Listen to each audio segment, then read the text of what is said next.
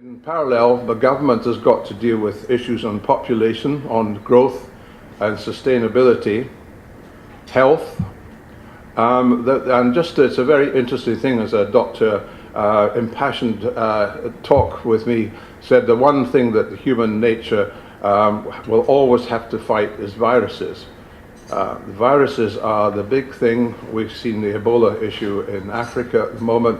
Viruses always mutate. We find the solution to one, and somehow one gets away, mutates, and it breaks out in another form.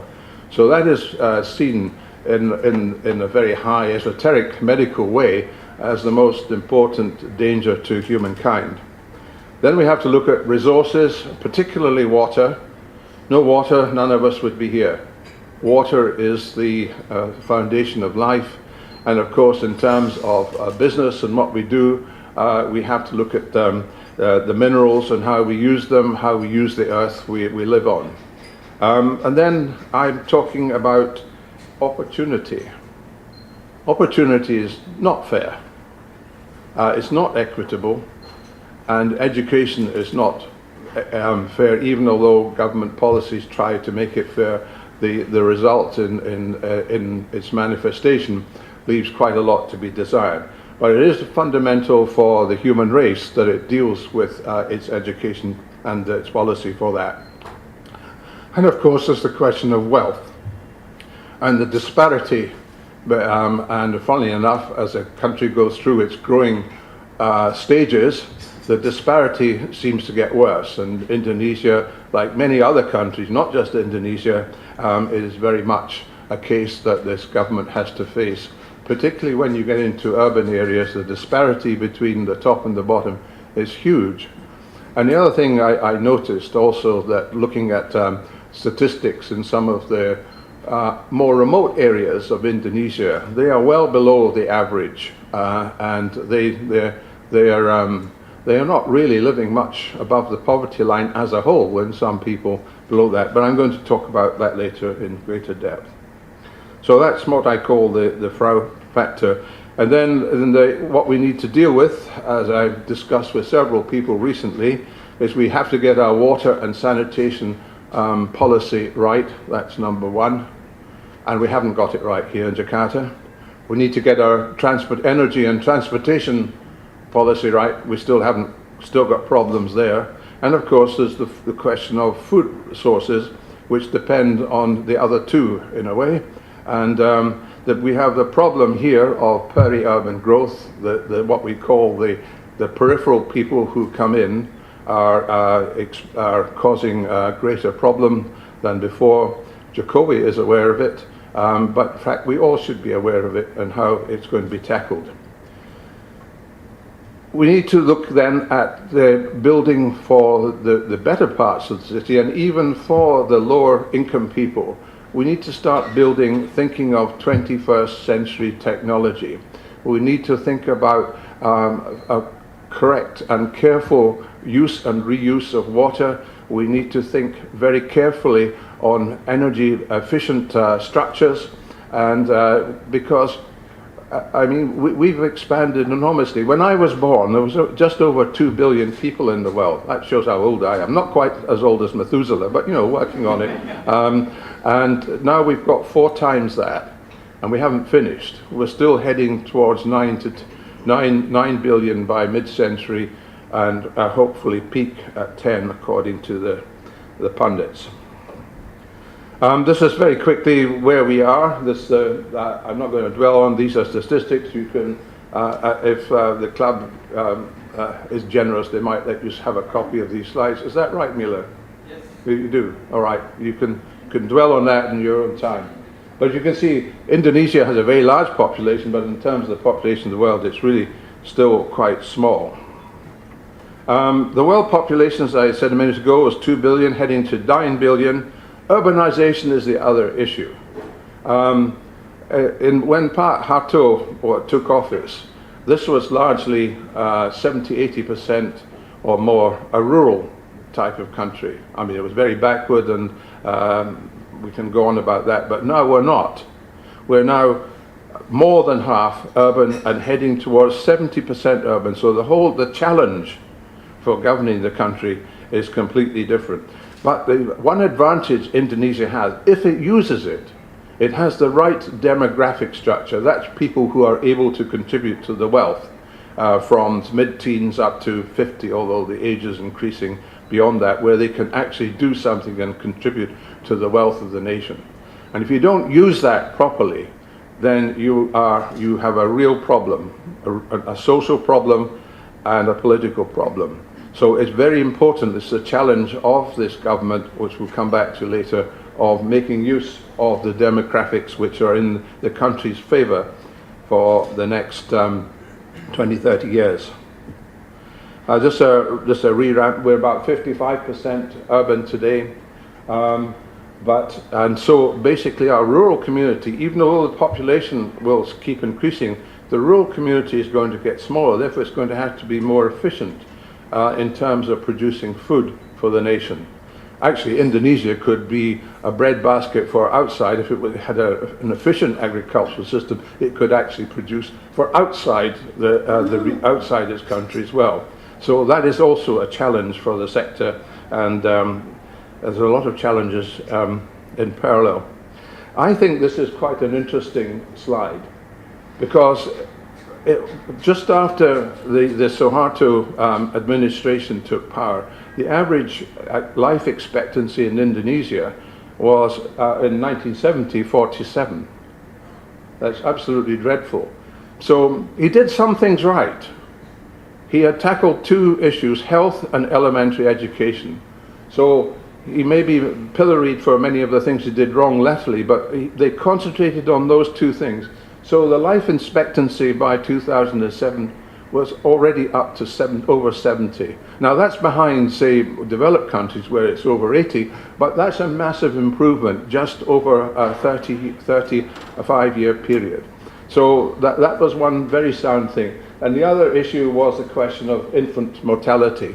That also improved. We haven't got to world norms, but compared with the condition of 1970, Indonesia has done a tremendous job in infant mortality. So that's, I think, quite a useful reminder of actually where Indonesia came from and where it got to over that 35 years period, and it sets a platform for where it can go forward.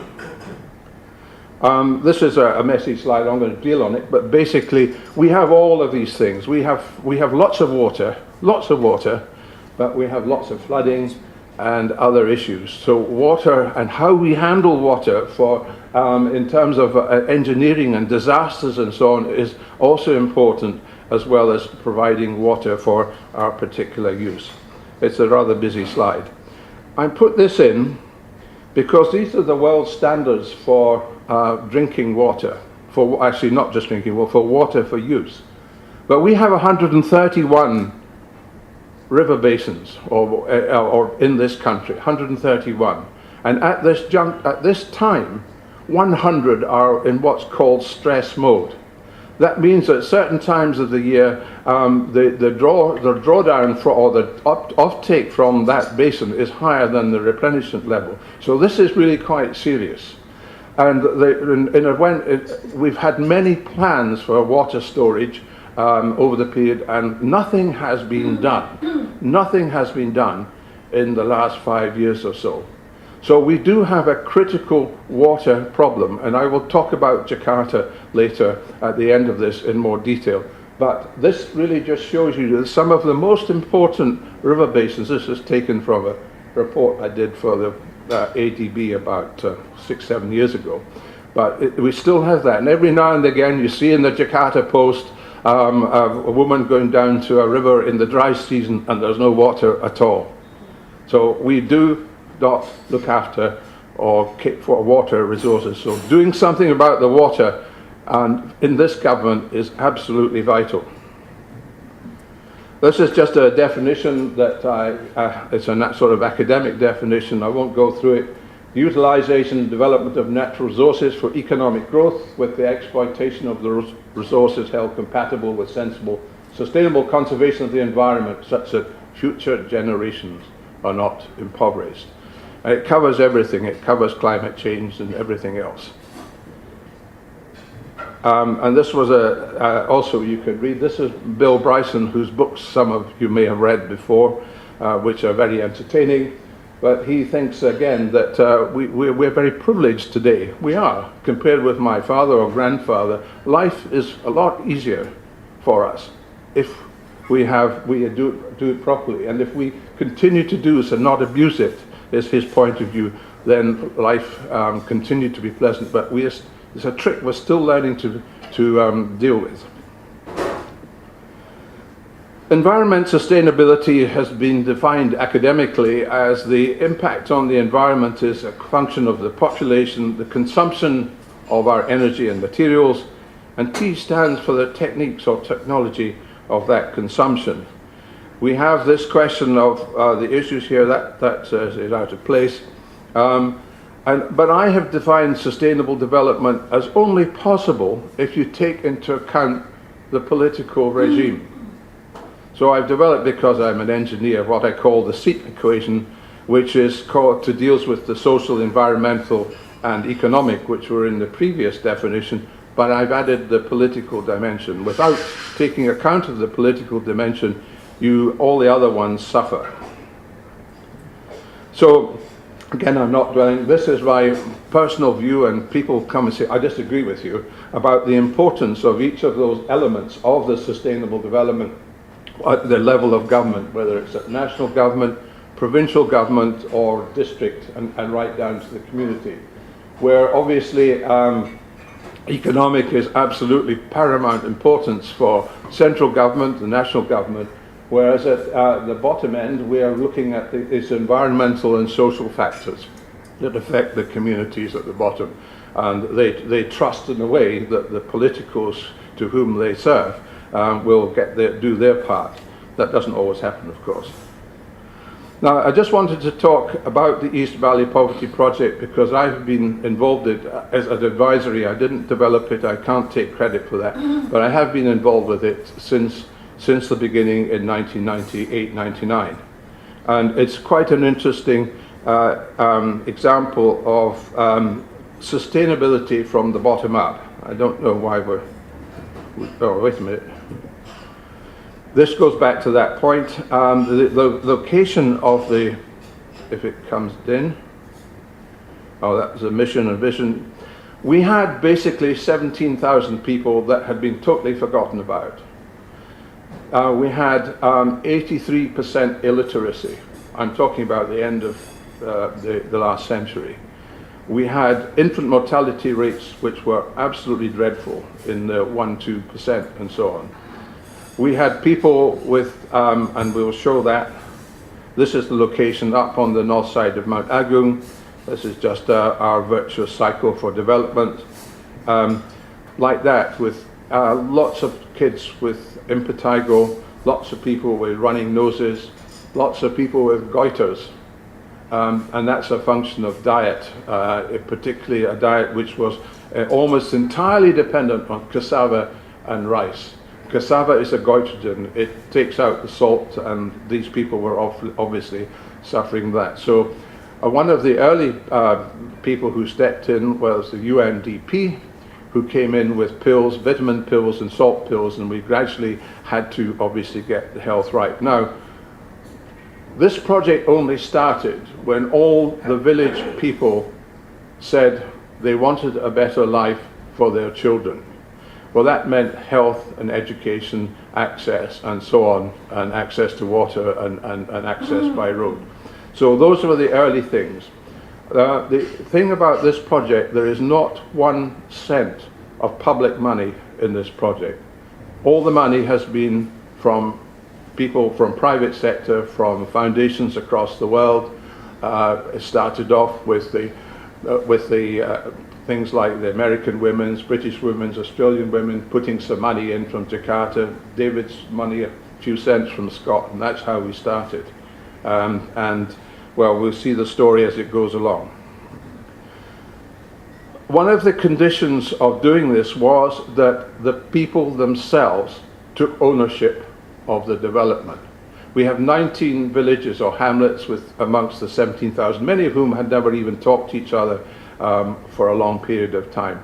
The area was destroyed largely in 1963 when Mount Agung erupted. It was one of the nasty volcanic eruptions, killed a few people, destroyed the crops and forests and such, but they've come back. There's quite a lot of good nutrients in volcanic stuff.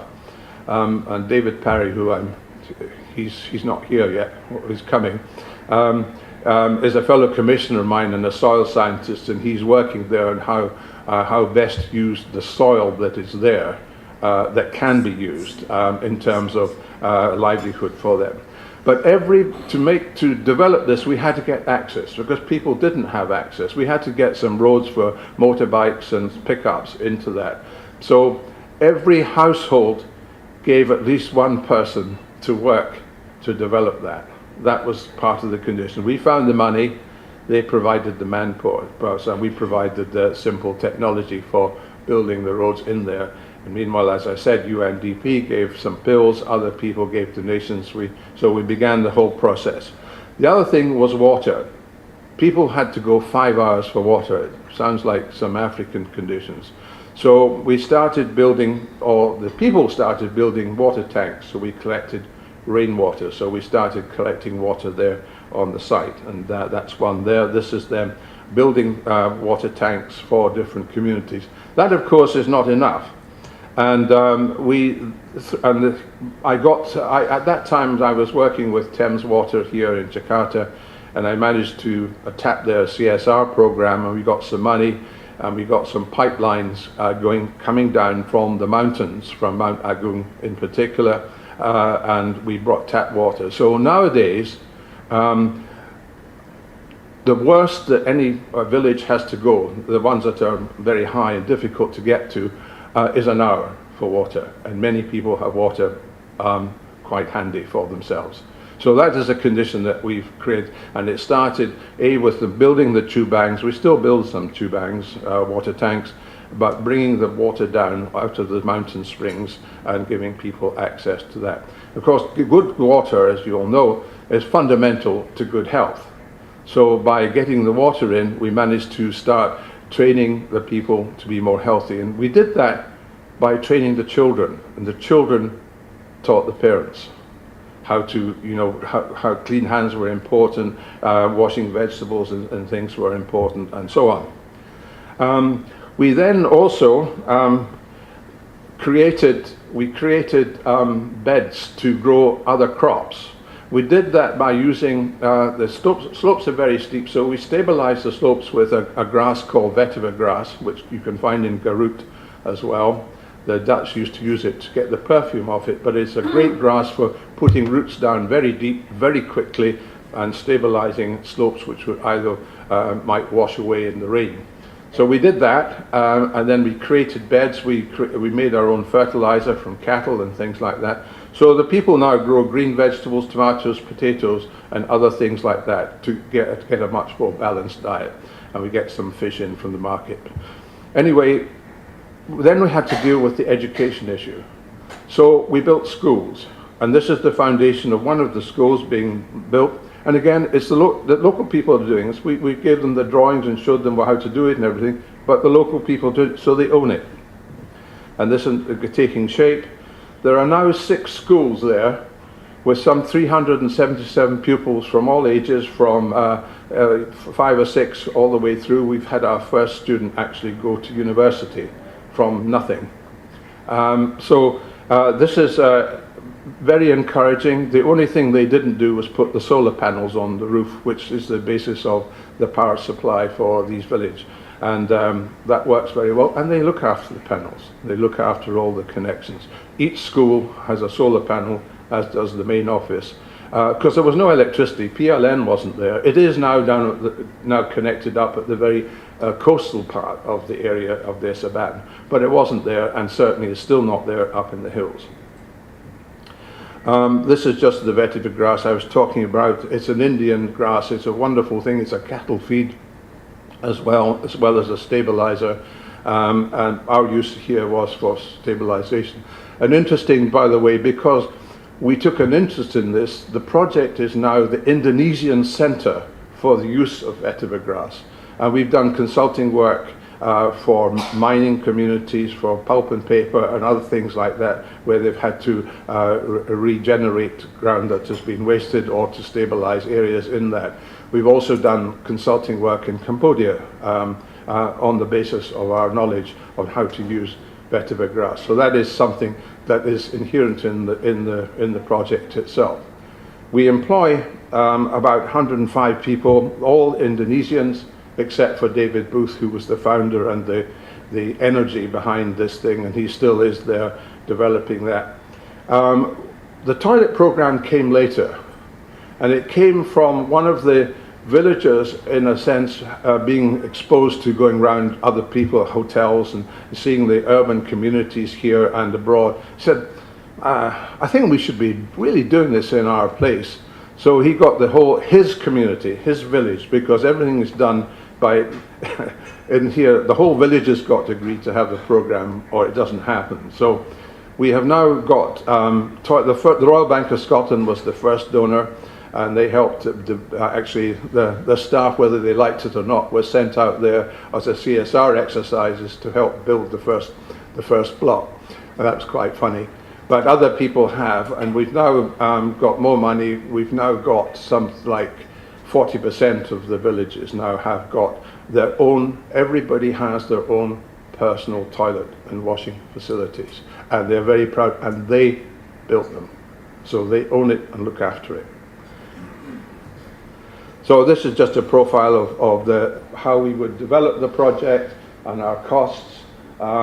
We probably get donations of about $400,000 to $450,000 a year now, nothing like that at the start. And basically we have got, that's not the one I wanted there. But basically what has worked out in terms of our expenditure, roughly about $10 per annum per person that we're helping in the village, which is not a lot of money. But now today's kids don't know anything about the past, which is probably just as well. They're healthy, just like any kids you see in any good rural or urban community. They're running around, they get karate, they get lots of art, they get, they're healthy, they play games and everything else. They are normal people, so they have potential of a normal life. When we started the project, we thought about, obviously when you do a sustainable development project like this from the bottom up, you've got your ideas to take yourself out sometime, and the community becomes self-driving. We reckoned it would take 10 to 15 years for taking from a standing start of nothing. And we're in that sort of period now. But over the 10 to 15 years, start developing things which would lead to self-sustainability. And we're in that phase. That is actually taking longer than I thought it would. But having said that, the model is there. Now, the thing about this, there are thousands of communities across Indonesia, but they're not necessarily as bad as this, but they need help. And the one good thing, the one really successful program the government issued, not quite the same as this, was the Kecamatan Development Program, which started actually as a government program but was taken over by the World Bank in the late 1990s. And that actually used the same principle of self-help. In other words, they got to many villages, and they said, well, what do you find is important? The community had to decide, and the community had to be part of the development. And that they did some really quite remarkable things. I've forgotten the name of the program. It still exists under the Ministry of Home Affairs. It's been, because it was successful naturally, and as anywhere else in the world, the government took an interest and therefore grabbed hold of it. And it's still a program of development. And there are many NGOs working right across the country, taking on board some of the things I've talked about here and helping rural communities. But there is still a lot to be done. So, poverty issues. We have never, ever cracked poverty since mankind walked the earth. But now, of course, we have about 1 billion people worldwide in that sort of, it might even be bigger than that. And the definition of poverty that's put out by the UN and so on is about the minimum margin is needing for per person is $2 a day. There are some people living on less than that. According to the government, Indonesian poverty is in the order of 10%. Well, that works out to 25 million people. I suspect the figure is greater than that. Some people even think that we underestimate the population of the country because a lot of people who are not even on the register. So it's probably, that is a minimum figure for that. So what are the causes? For unfriendly ecological conditions, unhealthy conditions, lack of good government, lack of education and opportunity, things I mentioned at the beginning. War, of course, and fortunately we live in a country which is peaceful. And the question of refugees. And that is a major thorn in the side of many governments. But you have to have a certain sympathy for refugees. You would not become a refugee unless life was completely intolerable at home. Because being a refugee, you are risking your life. And so I sometimes am a little bit appalled personally at some of the announcements made by government about refugees. Oh no, we're not having them, they can go back. But why did they leave? You have to ask your social conscience about why do refugees occur? Cost though it may be. What poverty masks though is lost talent. Here we lose, I think about 1% of the population is lost through poverty. And that translates to 2.5 million people approximately. There are people lost. I don't know, I mean, we've got plenty of time when we're driving along the streets of Jakarta, you get stuck. And I still have a visual memory of watching two young kids with their dad selling food out of a kaki lima at the side of the road. We were completely jammed, as happens to most of us most days of the week. And two young kids, really bright sparks, you could see that, trying to keep themselves amused, not having enough to do, trying to help dad. And this is the lost opportunity. And these are people who could create wealth. Sorry if I feel strongly about it, I do. Excuse me. The depth of human misery and the negative impact of economic growth. That got out of the way, so I got two out of the way. Poverty is a blight on all of us, in my view. And poverty and unemployment are two issues which can have a huge negative social, political impact on how the country develops. So Jokowi is absolutely right that these are fundamental things for the next government to tackle. But how is he going to do it? He's going to do it by investment. We've got to get infrastructure, we've got to get education moving. So it's both top-down and people working at the bottom to make this happen. Now, I'm changing the diskette a little because Jakarta is where we live. This is what Jakarta looked like about 1970. There was only about 100 million people in the thing, and the city was about 5 million people. There was almost no high-rise. I arrived personally on the very last flight in 1985 from Hong Kong into Halim. Sukarno Hatta opened next morning. And the thing that was interesting about that, there was, going up in Sudirman, there were very few buildings of any size. Now, that's what it was like then. The first toll road, the Jagorawi, opened in 1978. This was Pat Harto's pet. He used to go every Friday night on his Harley Davidson to see how his road was progressing. And I know that because the project manager was formerly SecGen of Public Works, and he's still alive, and I still talk to him from time to time. And it's probably still the best toll road in the country. So it had the president watching it. Then we had one from Surabaya Gempol in East Java, and in the 1980s they did some toll road work around Semarang as well. But until much later, nothing much further happened. Today, we have lots of high-rise. We've got another, according to the property people, There's another 230 odd high-rise buildings that will go up in Jakarta, and that's mostly in what I call core Jakarta, and some in the peripheral areas, in the next 8 years.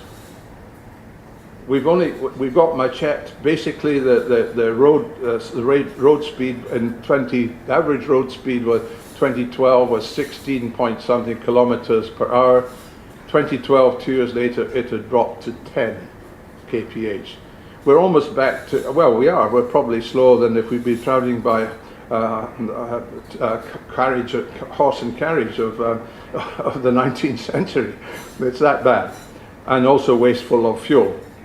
But the national GDP at the moment is in the order of 3,500, maybe going up to 4. Jakarta is already at 12,000. Jakarta will have, by the progression by 2030 will be about $30,000 per capita per annum, the average. And that is better than many countries in the world. But many rural areas are still down at about 1,000 per capita per annum. So there's this huge disparity across the country. So what are the issues? Water supply, subsidence, flooding, all related, transportation, power supply, and building the city for the 21st century. Today, Greater Jakarta, we're talking about 30 million people. It's the second largest urban grouping location in the world, the second largest. And we will be 50 million in the next 30 to 35 years, bigger than most countries. And we haven't yet solved today's water, sanitation, transportation problems, never mind planning for the future. And as Yogi Berra, a baseball star of the 1950s, said very profoundly, if you don't know where you're going, you'll end up somewhere else. And unless we start knowing where we're going, God knows where we will be in 35 years' time. Now, the issue is that Jakarta is sinking. That is the fundamental fact. It's because we didn't plan in 1970 what sort of city we wanted.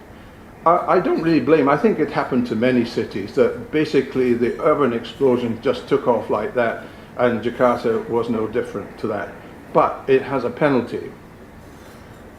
If we, and it's all related to how we handle our water supply.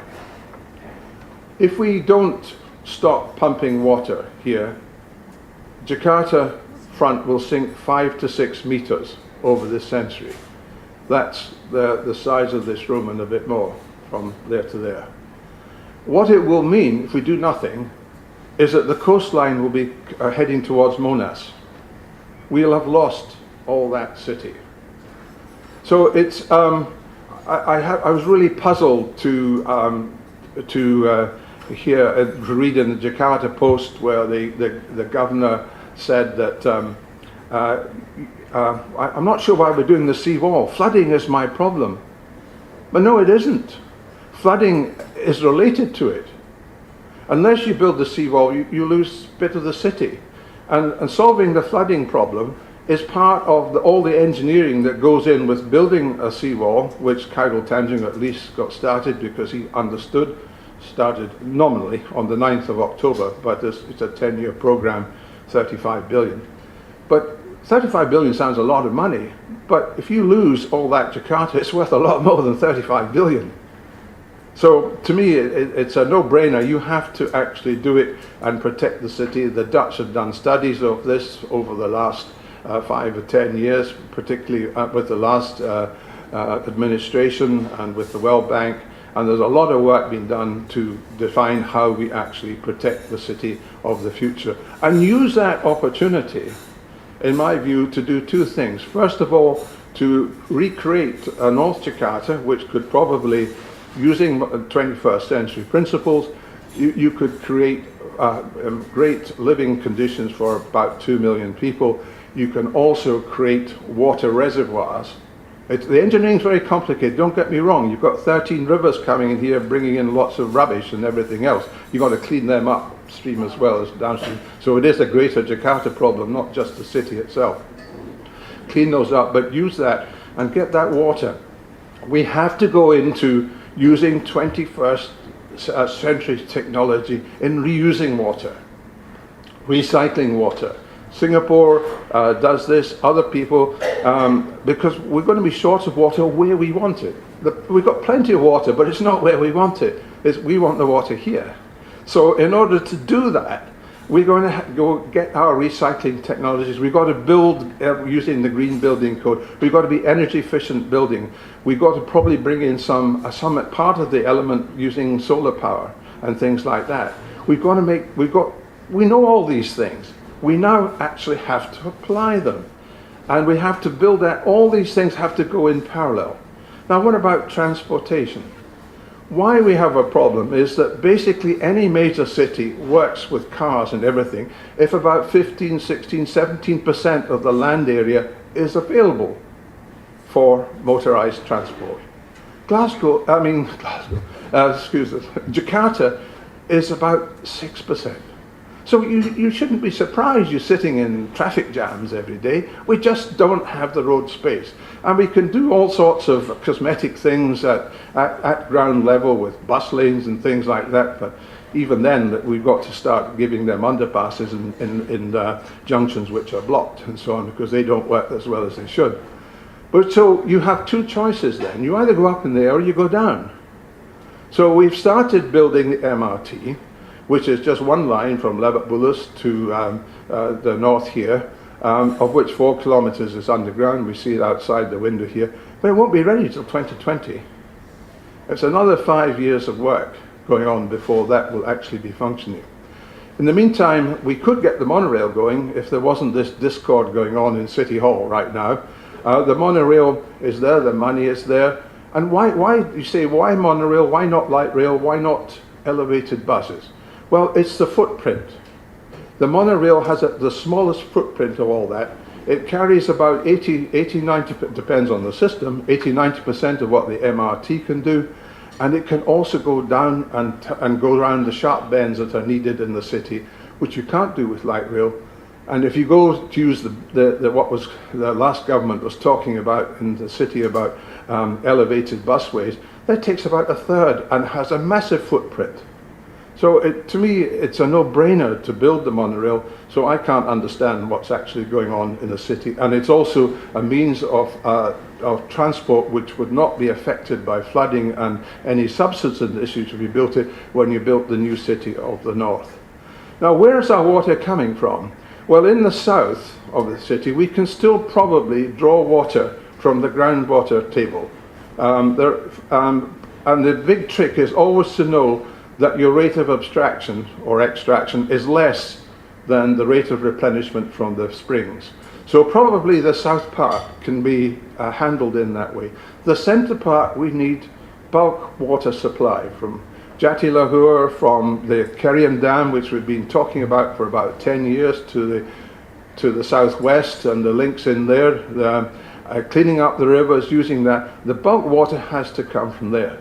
But frankly, as a city gets wealthier, its water demand goes up too. We haven't even satisfied the demand today, and the north still is served by a tanker. So we'll have solutions involving some props in the south, in the north of RO, reverse osmosis, desalination plants. But if we create these lakes of water and we go into recycling technology, all these things have got to be done in parallel. But you have to stop underground pumping in the center. As I say, if you stop in 5 years, the city's still going to sink 1 or 2 meters. That's just engineering or the study of geotechnology and geology. But that's not going to happen. It isn't going to happen because we haven't got alternative sources of supply yet for the city centre. So we are going to be looking at settlements of the subsidence more than 2 meters, is whatever happens. and it's going to take probably the best part of 15, 20 years before we can actually stop people taking water from, if there is the political will and the desire and the means of it actually happening, then we can take that out. We can stop the underground pumping, which we have to do. We have to do, but it isn't going to happen in the next 5 years, that's for sure. So we have to build a seawall. We have to do all these things. We have to create waddocks or ponds to get flood water. We've got to link that with the cities, because if the city sinks, then the rivers also back up. That's just gravity issues. So we have to do all these things as one big combined engineering thing, and we have to address the water supply. I have said nothing about sanitation, because this is one of the most insanitary cities in the world.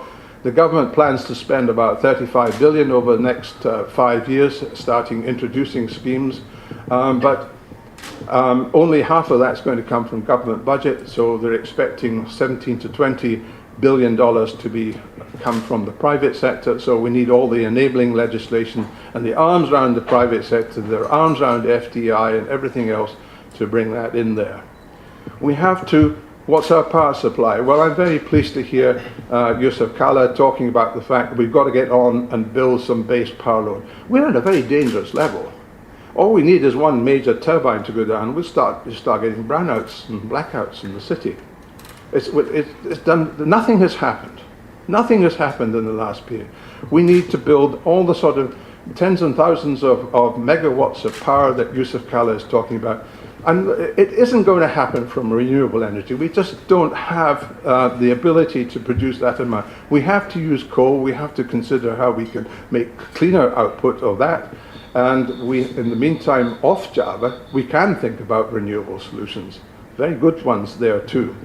But so, if I was governing the country, I would treat Jakarta as one special case, and I'd have my team working on Jakarta, and I would have another team that was looking at the development on the rest of the country, because their solutions are different in many cases from those required for Jakarta.